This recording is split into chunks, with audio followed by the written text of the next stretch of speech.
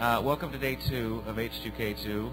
I'm sure there's a lot of people right now clutching their heads and trying to close out the darkness in the rooms because they were up till 6 a.m. bugging. But people are sure to flow in all day. The name of this panel is The Ins and Outs of Webcasting.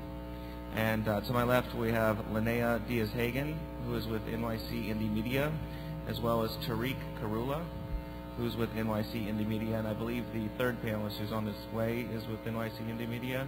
I will let them give a description of what Indie Media is, and then we'll launch into the ins and outs of webcasting. Thanks. Hi. I think most of you who've come in and registered, you've seen the Independent, the newspaper that they're handing out at the front desk. Everybody, I think, can hear me. I think I'm chewing on the mic well enough. The Independent is the newspaper of the New York City Independent Media Center. Indie Media is essentially a network of about 80 or so, I think. Actually, close to 100. Close to 100 media outlets throughout the United States and elsewhere within the world.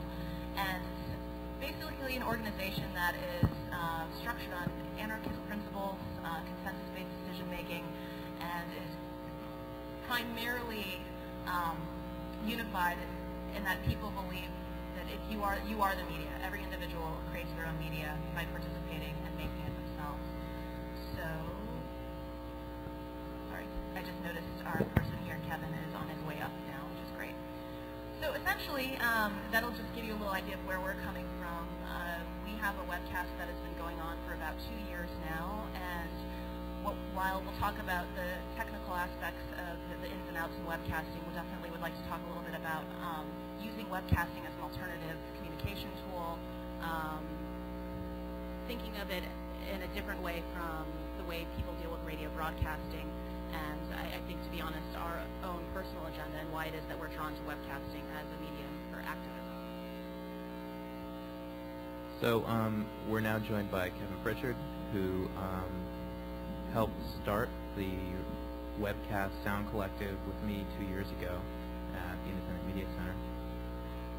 Welcome, Kevin. Hey, everybody. Welcome. Early morning. Let's see. We didn't have a chance to discuss what we were going to talk about for our panel, so why don't I give you a brief overview of how we started here in New York, and then we can get into some of the philosophical issues that Lynea discussed and the technical issues which Kevin can discuss with you. The Independent Media Center started in 1999 around the Seattle protests. Was the biggest convergence for the what was termed at the time the anti-globalization movement. Shortly after that, I guess it started primarily to tell the story of what was happening on the streets that wasn't being covered in mainstream media like CNN and the New York Times, for instance. So it came really it grew out of necessity and took advantage of the internet and the web to sort of tell the story of what was happening out there. Pretty much committed to the idea of the democratization of media, meaning that we're all media makers instead of passive consumers of media. So shortly after Seattle, independent media centers sort of started sprouting up all over the place. As Lynea mentioned, there's close to 100 now worldwide in places as far-reaching as the Democratic Republic of Congo, Palestine, Jerusalem. Where else? Any in Asia? Chiapas. We have one. There's one in India, Chiapas. There's a number in the Americas. Obviously, there's a lot here in the States.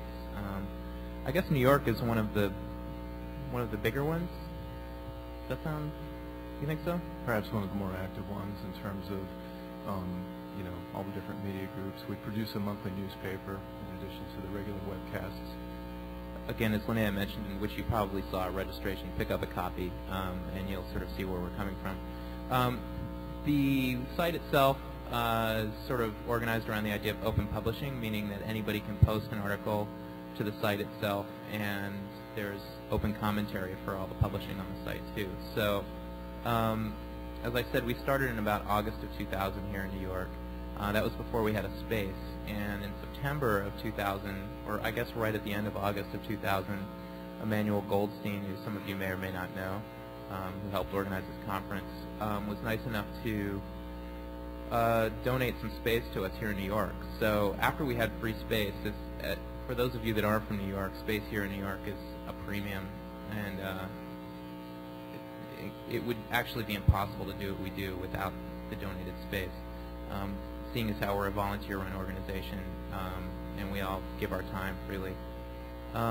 So I guess in September we sort of started going full blast. Around that time there was the S8 Millennium, the September 8th Millennium protests around the UN, and that was like our first sort of experience with webcasting, and we didn't know what the hell we were doing. I think at that time we were using Shoutcast, right? Shoutcast and a lot of free bandwidth. Right, free bandwidth offered through Loud-Eye. It was an interesting experience because we didn't know who we were reaching. That's the interesting thing, is you don't have unlike broadcast radio, there's no defined radius, and we started receiving emails from all over the world. People were telling us that they were relaying our broadcast in other countries. It was pretty exciting. Yeah, I mean, we were just sort of making it up as we went, and 2 years later we're still doing the same thing. So I don't think any of us on the panel here, aside from Lazlow, has experience in radio coming to what we did. I come from a background in interactive media and web technology, and I got into radio because of my interest in the internet and interactive communication. So how did you guys come to indie media?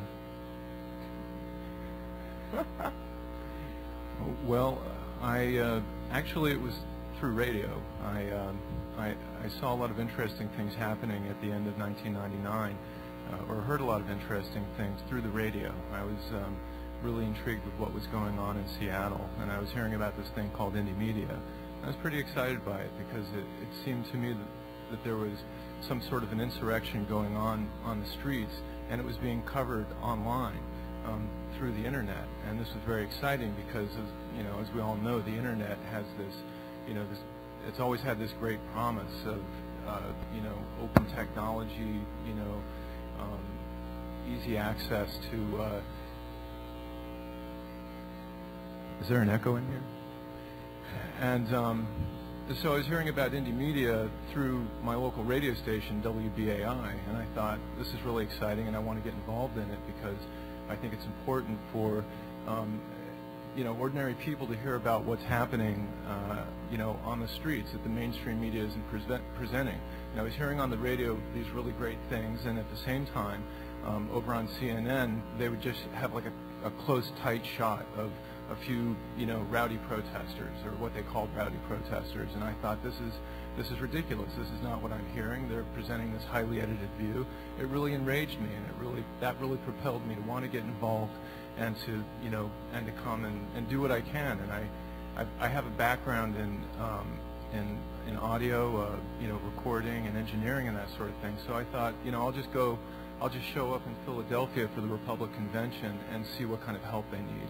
And it turns out they needed help in the webcasting department, and I got involved there. And I see some of the people from the Philadelphia Independent Media Center here in the audience, and they were there when I got started. So it's been really exciting. It's a great, potentially democratizing medium. There is the digital divide, which is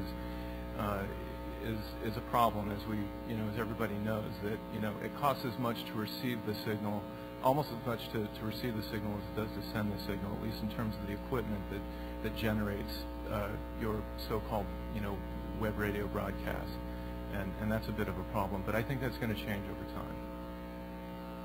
I guess going along on the same lines of how it is that I ended up involved in this webcast. I actually have been involved with the Independent Media Center in New York since the Republican National Convention as well. I went down there and checked out their space and realized what was going on there, and came back to New York and started working with them. And my inclination at first was really, I was really involved in outreach, which sounds a little bit like missionary work, but primarily interested in getting as many different kinds of people involved in the IMC.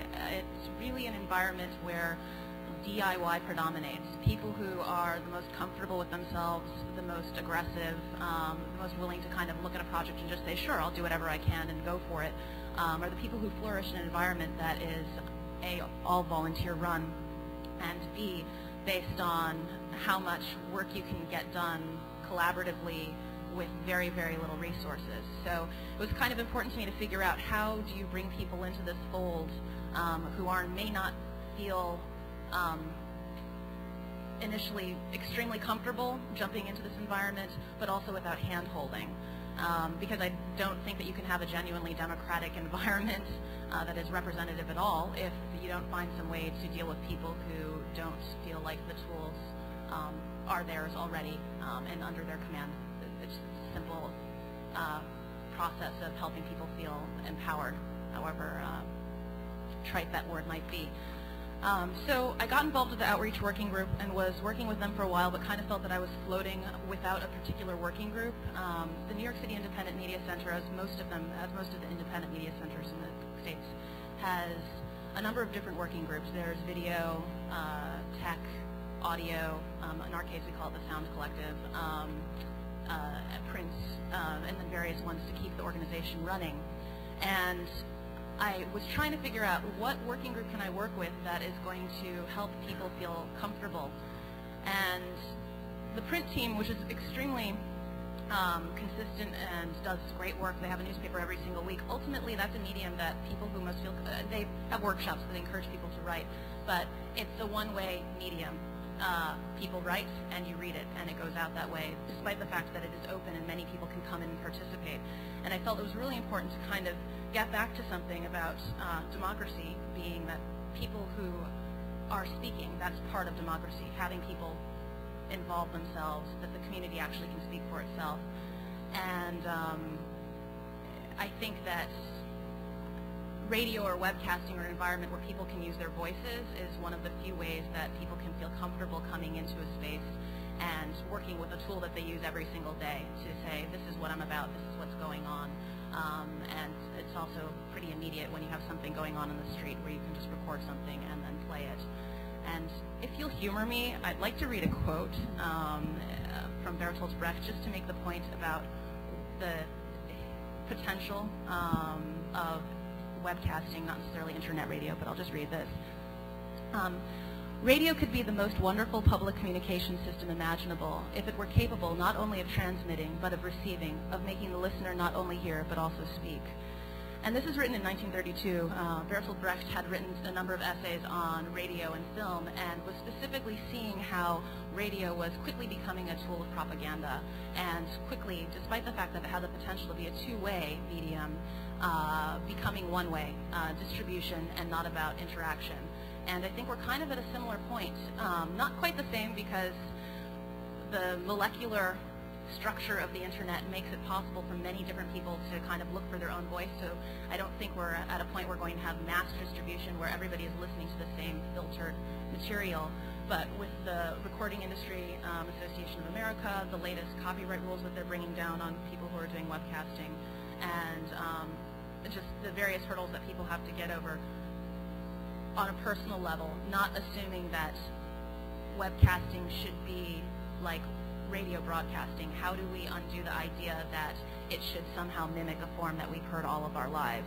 I think these are kind of the process. This is the process that people, I hope, can go through to use webcasting to really become an interactive and two-way communication system. I think Lynea brings up a couple good points about the differences between what we think of as standard radio and what webcasting is. You know, a standard radio signal is a broadcast signal that reaches as many people as possible, and as she said, is a one-way medium. Webcasting is much different. If somebody's listening to our stream, they've actually had to go through a lot of work to listen to us. So it's a very active choice as opposed to a passive choice on the listener's part. We've also tried to take advantage of internet technologies or protocols during our show. So for instance, we have a live chat room during the show, and it enables us to be in constant contact with our listeners all at once. Sort of, we're all in the same sort of virtual room, trading ideas about what to ask the guest or what's coming up next. So some of these ideas are somewhat different from the standard paradigm of radio. And I think the second point that she made was that we're not necessarily trying to be broadcasters. While of course we'd like to reach as many people as possible, we see this, and again this is somewhat around these sort of founding principles of the IMC of democratization, we see this as just one point in many, that what we're trying to do is open up a conversation where we're not the only people speaking, but we're empowering everyone to speak, and there's a cacophony, a sort of chaotic cacophony of conversation going on, instead of a hierarchical one-point broadcasting to everyone as listeners passively don't participate. To his point, a couple of years ago at this conference, Jello Biafra said we should become the media, and I've thought about that a lot over the last couple of years. I've been working in commercial radio since the early 90s, and actually in 95 started at a station where we were doing some of the first webcasting, and it's interesting to see how it's come along. As you probably know, some recent stuff has gone down that has basically put a lot of webcasters out of business. If you play music on your website now, it's potentially a situation where it could cost you $50,000, $100,000, because you're supposed to keep track of what songs are being played and how many people are listening, and they've kind of like run it very much out of existence. I do a nationally syndicated radio feature called The Technophile. That's a short-form technology program that's on about 75 commercial radio stations nationwide, as well as XM satellite radio. But I was also on some web-only radio sites that, as soon as this stuff went down, contacted me and said, "We're closing shop, we're done." And it was really weird to see and unfortunate. Because webcasting had a lot of promise, and I think it does have a lot of promise when it comes to voice and news and indie media and activism and so forth. Unfortunately, one of the reasons that people listen to the radio is music, and that is quickly getting killed.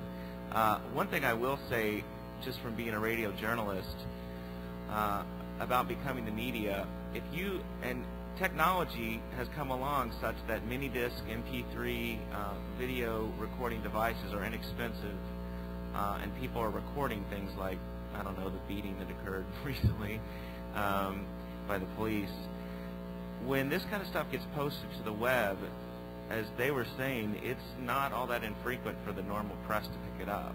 So on many occasions I have come across stuff on the web that I've pulled directly off and pulled into my studio system and edited down and talked about it and put it out over commercial radio. So when it comes to webcasting and becoming the media, how do you do that? Well, record, write, post. I saw some interesting stuff about a lawsuit that was being filed alleging that Ashcroft and some people in the Justice Department were actually buying databases from the two big companies that collect data from grocery store cards and things like that. What data were they collecting? You know, what were they doing with it? Well, they wouldn't say, so this lawsuit was filed. I thought it was a very interesting story, and we really wasn't seeing anything about it. So I wrote up a quick 300-400 word piece and started emailing it to editors of magazines, just going to their websites, finding editor at insert magazine here, and just emailing it.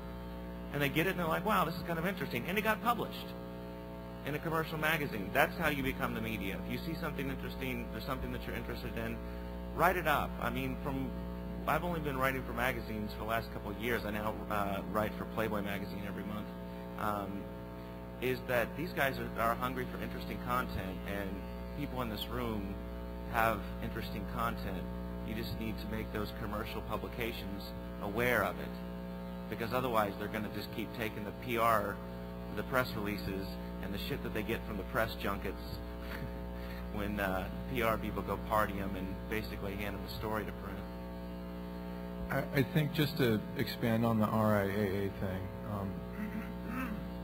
excuse me, a lot of webcasters, but one of the things about webcasters is, well, in a particular given metropolitan area like New York, you might have 50 or 60 or 70 different radio stations between AM and FM. There's a tremendous lack of diversity.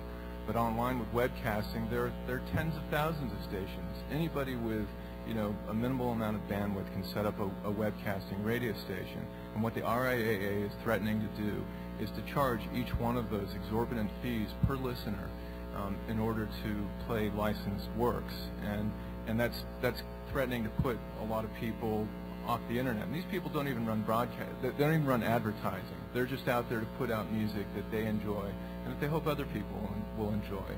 And so I view this, though, as being a kind of, it's sort of like a heavy-handed negotiation on the part of the RIAA. They're saying, basically, we're going to make this so expensive that we're going to shut you down. And, you know, in one way I view that as being a way of protecting the old boy payola network that goes on between radio station producers and the record company executives and, you know, the people who get the music out there on behalf of the major artists. And so I think that we have, you know, as web broadcasters, if we play licensed work, which we really don't do at Indie Media, but if you do, you know, I think you just have to continue doing it. It's as a form of protest, in fact.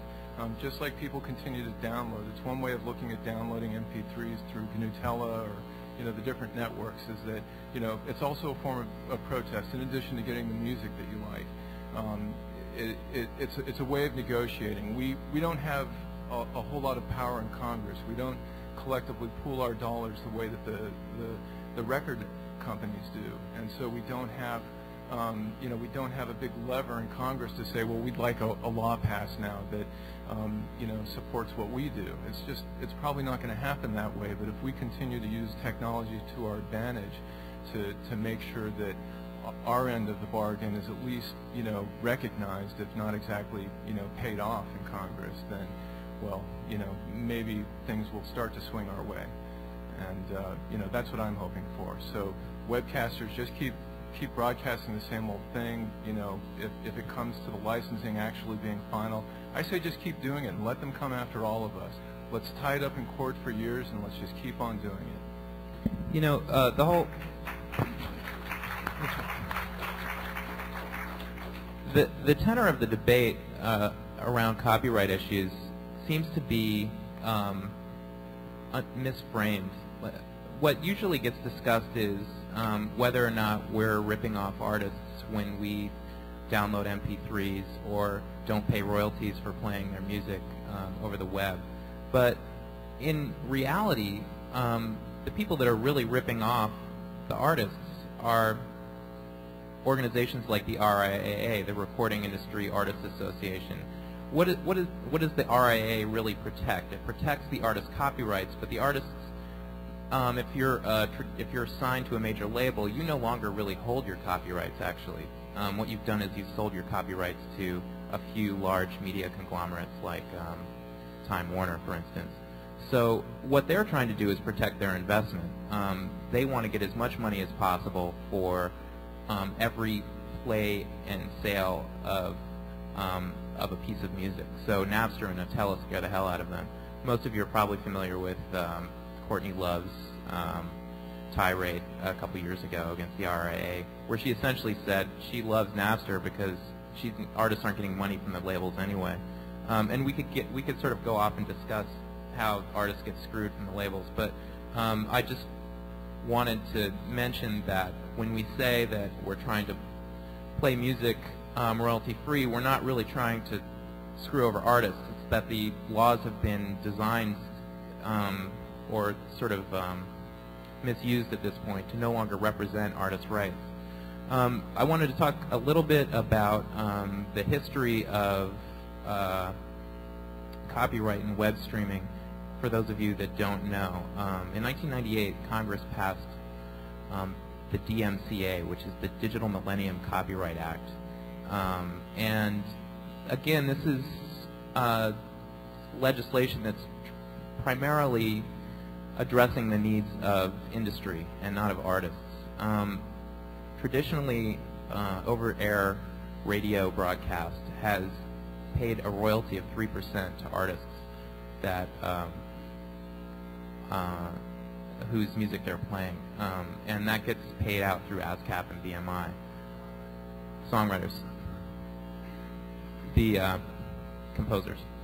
Okay, and correct me if I'm wrong on any of this stuff, because we are the media. So what they're proposing now for web streaming is a completely different royalty rate. They want to give some money to the composers, but they also want to give money to the copyright holders, who, you know, not surprisingly turn out to be the industry represented by the RIAA. This is a completely different paradigm. So when you hear music on the radio now, the only people getting paid are the composers and the radio station itself in the form of advertising dollars. And the recording industry is saying, oh yeah, but we want our cut now too. And they've actually asked for 15% of royalties from webcasters, which is ridiculous if you consider that 3% is being paid to composers right now. So Congress went in and created CARP, which is the Copyright Arbitration Royalty Panel. And this has been, for a couple of years, been sort of batted around, and they've tried to come up with ostensibly a fair royalty process for paying for web streaming. And what they've come up with is paying, what is it, 7 cents per 1,000 users or something like this? And it's retroactive, so that people that have been webcasting since 1998 are going to owe hundreds of thousands of dollars in royalty payments to the industry as well as to the composers. And this is what's shutting people down. So up until now, there's no FCC for webcasting. You can say whatever the hell you want, which has been great. And up until recently, we haven't been doing anything illegal, but this is going to be the first step to sort of criminalize what we're doing over the web. And I'm sure this will be used as leverage to shut us down in the future. One of the bizarre things from working in commercial radio over the years, when I first moved to New York and started working at a radio station, I had the program director there, who I was in an argument with. He said, "Lazlow, it's not about the music, it's about the commercials." And that's really, I think, one of the reasons that people are screaming out for webcasting and for alternative sources of music is because of what has happened to commercial radio. It is really turned into an ugly situation. I have a lot of friends who are very creative people that have worked in radio over the years that are getting out or have been fired. Radio stations used to consist of 20, 30 creative people. There was kind of a bizarre, weird family. And now I have friends that work at radio stations that have 4 people, and you walk into the booth and you read your lines. Hey, that was this song. Coming up, it's this song. And the computer just places it in between the songs, and it's all played off of a hard drive. They're now opening what are called DJ farms, where they just have a bunch of studios, and DJs just sit and read lines. Hey, that was Metallica. Coming up, it's Quiet Riot. All right. And that sound file is sent electronically to radio stations nationwide and just plopped in between the songs. So you have a room that's basically a bunch of hard drives, a big fat internet connection, and a transmitter. And people, consumers aren't stupid. People can see this happening. They know that radio is sounding the same from town to town to town. Subsequently, the ratings, in a lot of cases on radio, have been going down. So they start playing more commercials to try to make more money, and it's this downward spiral. Man, that is some fucked up shit. That is just, it's crazy. I just want to expand on it a little bit by saying that, what compounds this is the fact that today's, FM and AM broadcast medium, they're antiques. You know, those were defined, what, like over 100 years ago. And, you know, we have the technology today to get probably like, you know, who knows, 100 times more station out of those bandwidth, out of that allocated bandwidth space. And unfortunately, the way the digital radio is going is, well, we have XM and we have, what's the other one, Sirius? Sirius. And, you know, those are satellite and they're on a whole nother spectrum, but what's going digital on FM is, you know, it's just being allocated back to the license holders of those current analog stations right now. And so there's no opportunity for small people to get in. It's more the same old boy network, you know, the people who leave corporations to go to work for the FCC or go to work in other government bureaucracies. They get to write the policy that controls this. And so it ends up never changing because they're all, you know, they've all got their hands in each other's pockets, just to put it in eloquently. But, you know, that's why webcasting is so exciting. Anybody who can afford a computer and the connection and the bandwidth can get on. And, you know, what I'm hoping to see is that, you know, and I think part of that comes out of people's frustration. They'd like to broadcast. They'd like to put a message out there. And indie media, you know, that's how we got started. We were sick of seeing the same old, you know, corporate filtered crap getting out there in the newspapers, television, and radio.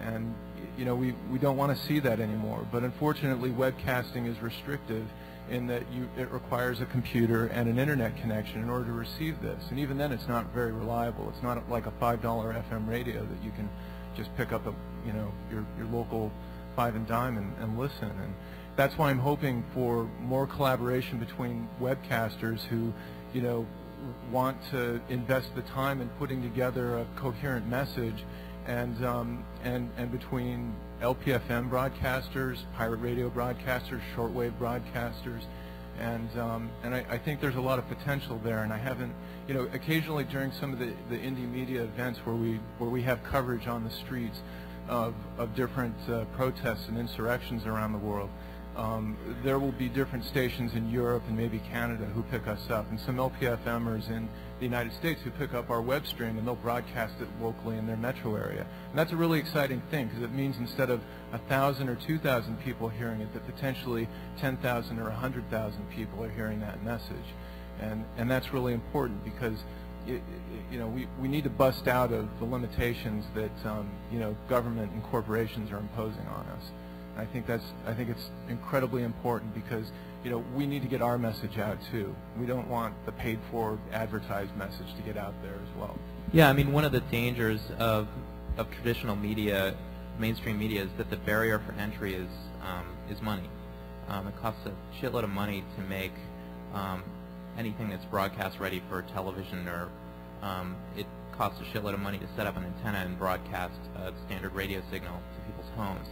So one of the exciting things about webcasting, and I think I consider it very much in its infancy right now. I mean, what we're doing essentially is practice right now. But one of the exciting things about webcasting is that the barrier for entry, the cost, is almost nil. I mean, we set up our studio in New York for like $50, right? We used a salvaged computer that we had gotten donated to us, and we had a cheap Mackie mixer also donated to us, and then we had some bandwidth and a couple of crappy mics from Radio Shack, and before you know it, we're broadcasting. So the barrier for entry for that was almost nothing. Also, one of the scary things about CARP and the DMCA is that what they're saying is, okay, the barrier for entry now, if you're playing any kind of music, copyrighted music, is potentially hundreds of thousands of dollars. So who are the voices that you're going to hear? You're going to hear people that can afford to pay hundreds of thousands of dollars to broadcast, and we're going to be shut out. So that's why these issues are so important. Ultimately, one of the other things that's, I think, most threatening to the mainstream media is that we're giving people as much choice as possible about what they're listening to, instead of dictating to them what they listen to. Standard radio playlists, we have, as listeners, have no control over, whereas we're getting increasingly interactive and giving people more choice about what messages they're hearing. You can see that if you go to iTunes, and you can choose any from, you know, hundreds of categories of music to listen to, or Napster, or Morpheus at this point, which lets you choose specifically what songs you want to listen to and make your own playlists. Yeah, I just was going to say that when you mentioned the idea of there being a very low barrier to entry, there still is a technical barrier to entry. And for instance, the IMC may have been built on $50, but it's because there were a lot of people who knew what they were doing and could do a lot of things with parts. So that's kind of definitely a hurdle that needs to be bridged in some way. That's something to figure out, definitely. Well, and you need an expensive computer to listen to what we're doing, as opposed to a $5 transistor radio. So it's another problem that needs to get fixed. And another ongoing cost is bandwidth. And one exciting wrinkle or new development in this area is that there's a new product, or there's a new open source software package called Streamer. And Streamer is different. With the major packages that are used today are Winamp with the Shoutcast plugin, which is this software combination. Winamp is a player that lets you play MP3s or CDs, and Shoutcast is a software module that you plug into Winamp that lets you, it takes whatever you're playing and it encodes it as an MP3 stream and sends it up to a server that then takes that one stream and makes it available for hundreds or thousands of people to come and listen to. The problem with that, or the hurdle there, is that it costs a lot of money to rebroadcast that to a lot of people. There are bandwidth cooperatives that people set up on an ad hoc basis where, somebody's got a DSL line here, a cable connection there, and they kind of glom this all together and share IP addresses. The next thing you know, they can support a couple of hundred listeners. Well, now there's this new package called Streamer, and what's cool about Streamer is it's a P2P or peer-to-peer streaming package. You still use, I haven't set it up myself yet, but I believe it works like a plug-in. You plug it into Winamp, and it makes the stream available to one or two other listeners, and then their player also makes it available to a number of other listeners, and it kind of trees out there. It's sort of like a network of small rebroadcasters, but it does it automatically. There's a way that when you go to a website, when you go to the website and click on the link to listen, it's going to find you a spot that you can actually, hear it from. And there's no one central server that is serving the bandwidth and generating all of this expense. It also makes it harder for the RIAA to come in and shut you down, because there's no one server that they can just go to the ISP and say, "You're out of there." It's not like that anymore. So this is a really exciting development, and I believe this is it's the first or second package of its kind. So I think we're going to see more of this kind of thing, and to me it's really exciting. Decentralization. There's probably some people that want to ask you guys some questions. Can you go grab the mic? What do you have any questions?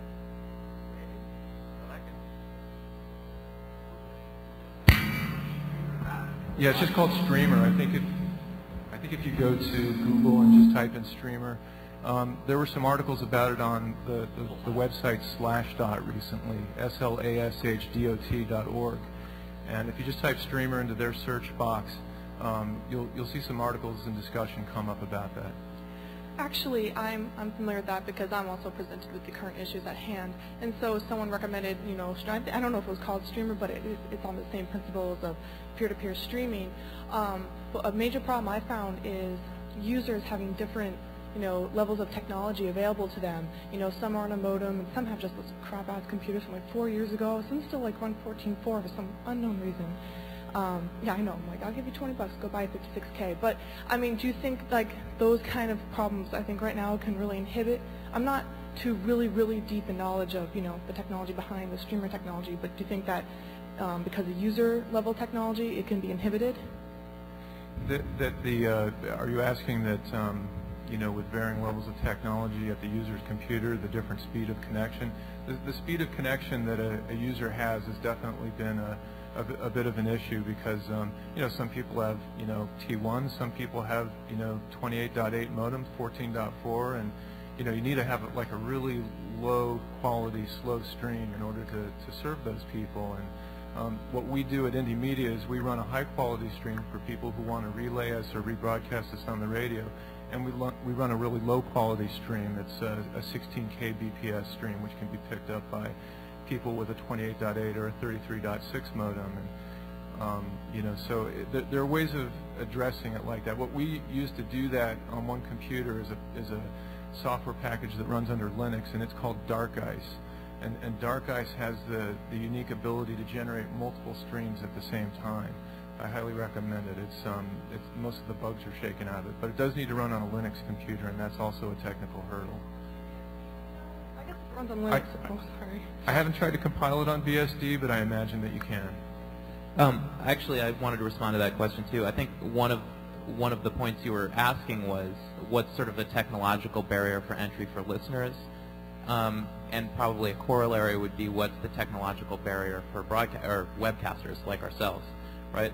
I think it's very important not to alienate listeners, to try to make, and Kevin was speaking to this, to try to make our stream available to as many people as possible, because really, frankly, the way it works now is it's not available to that many people. I mean, half of this country is wired at this point, right? But the rest of the world, and we have global listeners, is not wired. If we want to be speaking to people in Mexico, like, we're kind of screwed. We have actually a huge audience in Brazil, which is kind of weird.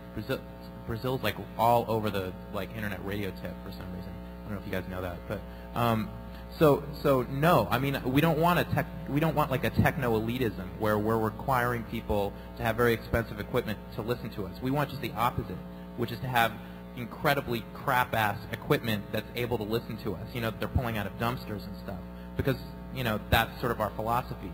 And going with that philosophy is creating a stream off really crappy computers. I mean, our stream is served off like a P2 300 or something, right? Is it even that fast? I think it's actually a Pentium 166. Is Lee in the house here? Lee, what is it? It's a Pentium 233. So it's like, I mean, this is like, people aren't even using this for word processing anymore. You know what I mean? So the goal is very much to create this media with yesterday's technology, and to not get into this techno-elitism of requiring expensive equipment. Hi. I just was wondering, I know there's not a lot of funding and there's a lot of donated equipment. Is there any sort of stream of funding that you do have? And if you could go into what the sources of that are. The other thing was, excuse me, we were talking about a lot of software packages that are coming out and how difficult it is for people to listen to the media as it's being produced. And I was wondering, is there any sort of cooperation between the content producers, which is what it seems that you are, and the actual software developers that can actually figure out what it is that you need from them, and so that they will know that they have an audience for the software that they're developing? Can I address the first point? As far as funding, were you asking specifically about indie media? I wasn't asking specifically. Or webcasting in general? Yeah, I mean, basically, indie media, I suppose, is what you would be. Right. As Tarikh had said at the beginning, the one thing that we do have is a space that's just donated by Emmanuel Goldstein of 2600. So that in and of itself is major expense that other IMCs have to deal with paying for that. As far as our webcast is concerned, the materials that we work with have been salvaged for the most part, donated by individuals who participate, who are volunteers with the network, pulled out of the trash, and then a lot of fundraising. So I think ultimately the goal is to do as much as we can with as little money as possible. We're not particularly beholden to anybody at this point as far as our content is concerned. And speaking to that, I mean, we want to be as sort of financially independent and squirrely as possible to be able to sort of make as many independent decisions as we can. So we held our first benefit actually a couple weeks ago, and we raised a couple grand. And so for the first time, we're going to be able to buy like a nice mixer and some turntables, and at one point we had a record player, and the split mat was a piece of paper towel. I mean, it was like things were kind of rough there for a while. So we're actually going to be able to get some nicer equipment, and people won't feel like if they bring vinyl in that it's going to get trashed when they play it on our stuff, our equipment. But by and large, we've been doing this simply sort of volunteer, out of pocket, and we want to stay that way. There's some grants that we've applied for. We probably won't get them. We'll continue to sort of look for money from wherever we can get it, but Could you shout out part 2 of your question again?